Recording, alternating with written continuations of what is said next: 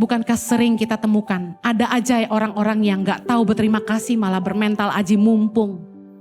Menyalahgunakan kebaikan orang, bahkan membalas kebaikan dengan kejahatan. Sudah dibantu malah tidak berusaha. Menyalahgunakan kepercayaan diberikan. Saya belajar hari-hari ini. Firman Tuhan buktikan dalam 2 Timotius 3 ayat 2 bahwa di hari-hari terakhir ini banyak orang yang tidak tahu berterima kasih. Kenapa sih mereka gak tahu berterima kasih? Karena kebaikan jadi sesuatu yang biasa. Ya sudah seharusnya orang tuh baik sama saya. Orang Kristen kan harus baik ya kan gitu. Contoh. Satu kali saya ke pedalaman NTT. Saya gak sebut desanya ya karena khawatir pasti ada yang nonton. Kami banyak bantu desa itu. Mungkin desa yang paling banyak kami bantu adalah desa ini.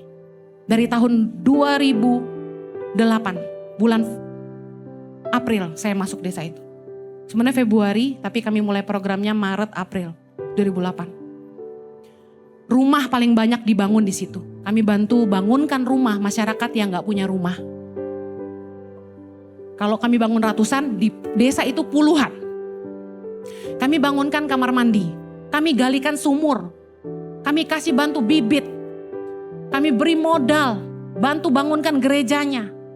Banyak bantuan yang kami limpahkan ke desa itu. Tapi apa yang mereka lakukan terhadap saya? Mereka berbuat seolah-olah gini, ya memang Bu Heni harus baik sama kami. Mulai saya dimanfaatkan, tiap kali saya datang, bangunkan saya rumah, bangunkan saya rumah. Mulai ancam-ancam, bangunkan kami rumah dan minta ini dan itu. Bahkan ketika saya ingin buat pelatihan bercocok tanam buat masyarakatnya. Saya ajak mereka ke sekolah pertanian kami di Kupang. Kami jemput mereka, kami bawa. Mereka tanya, kami dibayar berapa sehari duduk di sini? Bayangkan, kita mau bantu mereka. Latih mereka, lalu kasih modal mereka supaya mereka maju gitu. Supaya mereka jangan miskin lagi. Mereka tanya, Ibu mau bayar kami berapa sehari kami duduk di sini? Saya bingung. Kenapa jadi kayak saya yang ngutang sama mereka? Orang begitu tidak tahu terima kasih karena mereka berpikir, ya ibu kan punya yayasan. Ibu punya duit kan? Ibu memang harus bantu kita gitu. Padahal dia kagak tahu gimana susahnya saya cari uang buat mereka. Mereka gak tahu apa yang saya harus korbankan untuk bisa nolong mereka. Ninggalin anak 3 yang masih kecil untuk ke pedalaman.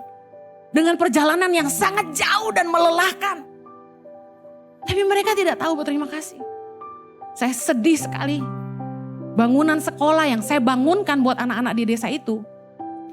Karena pemikiran gini, anak-anak itu harus jalan kaki jam 5 pagi tiap pagi. Untuk bisa sekolah.